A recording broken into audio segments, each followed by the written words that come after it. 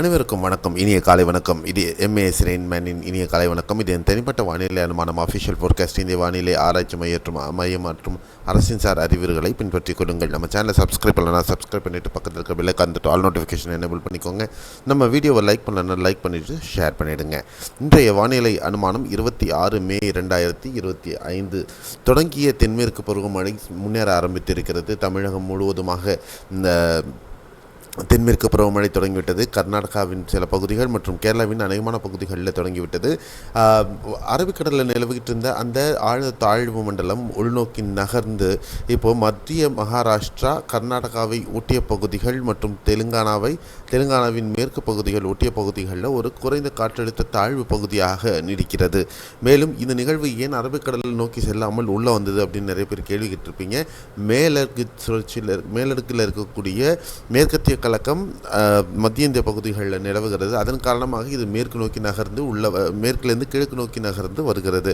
So அது ஒரு முக்கியமான விஷயம். அடுத்தது இல்லாமல் இந்த சலனம் காரணமாக 2 தாழி பகுதிகள், அதாவது ஒரு விசாகப்பட்டினம் ஊடாக மியான்மர் வரலும் இருக்கக்கூடிய பகுதிகளில் அதனுடைய ஆக்சிஸும், அதே நேரத்தில் அதோடைய அச்சமைப்பும், அதே நேரத்தில் மகாராஷ்டிராவின் உட்புற பகுதிகள் ஊடாக கர்நாடகா மற்றும் கேரளாவின் கடலோர மாவட்டங்களை ஒட்டியும் ஒரு தாழி அமைப்பும் நிலவுகிறது. இந்த நிகழ்வுகள் காரணமாக தென்மேற்கு பருவமழை மேற்கு கரையோர பகுதிகள், குறிப்பாக கேரளா கர்நாடகாவின் பல்வேறு பகுதிகளில் மிக கனத்த மழை பதிவாகி வருகிறது. அது இன்றும் தொடர இருக்கிறது. அதை பற்றி தான் நம்ம பார்க்க போகிறோம். அதே நேரத்தில் மலைமறைவு பிரதேசமான தமிழகத்திலையும் ஒரு குளிர்ச்சியான சூழல் நிலவுகிறது. பல பகுதிகளில் ஸ்பில்லோவர்னு சொல்லக்கூடிய இந்த தென்மேற்கு காற்றினுடைய வீரியம் அதிகமாக இருக்கிறதுனால இந்த ஸ்பில்லோவர் ரெயின்ஸ்ன்னு சொல்லக்கூடிய, அதனால் எச்சம் காரணமாக வரக்கூடிய மழை நிகழ்வுகளும் நிகழ்ந்து வருகிறது. சில பகுதிகளில் நேற்று கனமழையும் பதிவாகி இருக்கிறது. இன்றைக்கி என்னென்னு பார்க்கலாம். முதல்ல கேரள பகுதிகளில் பொறுத்தவரையிலும் பரவலாக இன்று கனமழைக்கான வாய்ப்புகள் இருக்கிறது.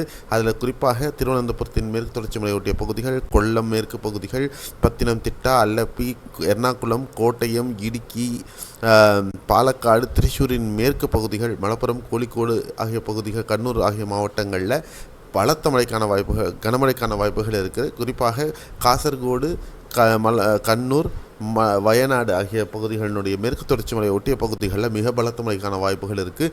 அதே நேரத்தில் இடுக்கி மற்றும் பத்தனம்திட்டாவின் மேற்கு தொடர்ச்சி மலை ஒட்டிய பகுதிகள், சபரிமலை உள்பட பல பகுதிகளில் மிக பலத்த மழைக்கான வாய்ப்புகளும் இருக்கிறது. ஸோ இந்த கேரளாவை பொறுத்தவரையிலும் சுற்றுலா விஷயத்தை தவிர்க்கிறது மிக நல்லது.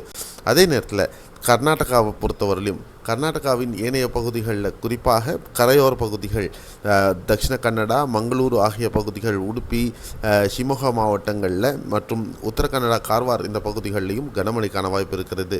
கொடகு மாவட்டத்திலையும் தட்சிண கன்னடாவின் சில பகுதிகளிலும் பலத்த மழைக்கான வாய்ப்புகள் இருக்குது. காவிரி நீர்ப்பு பிடிப்பு பகுதிகளில் இந்த பலத்த மழைக்கான வாய்ப்புகள் இருக்குது. நேற்றும் அதே மாதிரி பலத்த மழை தலக்காவிரி ஆகிய பகுதிகளில் பதிவாகி இருக்கிறது. அது இன்றும் தொடர்வதற்கான வாய்ப்பு. உள்பகுதிகளான உத்தர கன்னடா, பெல்காம், பிஜாப்பூர், பாகல்கோட், கோப்பல், கடாக், விஜயநகரம் மற்றும் அவேரி, தாவணகரே, ஷிமோகா, சிக்மகளூரு ஆகிய பகுதிகளிலும் கனமழைக்கான வாய்ப்பு.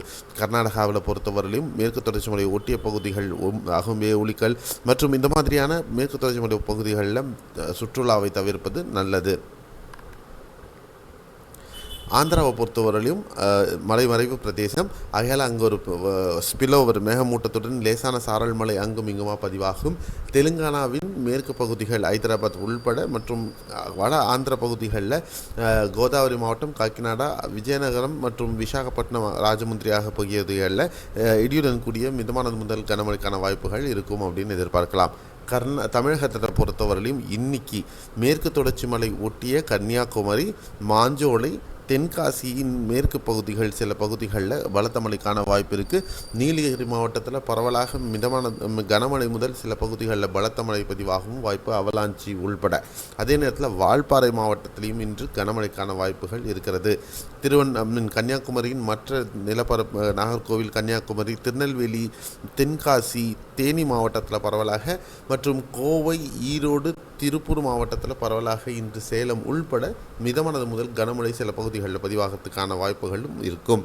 மற்ற ஏனைய தமிழகத்தில் இருக்கக்கூடிய பகுதிகள் மேகமூட்டத்துடன் தரைக்காற்று 25 முதல் 35 கிலோமீட்டர் வேகத்திலையும் பல பகுதிகளில் லேசான சாரல் பதிவாகிறதுக்கான வாய்ப்புகள் சென்னை, திருவள்ளூர், காஞ்சிபுரம், செங்கல்பட்டு பகுதிகளிலையும் நேற்று மாதிரி இன்றும் ஒரு நிலை இருப்பதற்கான வாய்ப்புகள் இருக்கும் என்று எதிர்பார்க்கலாம்.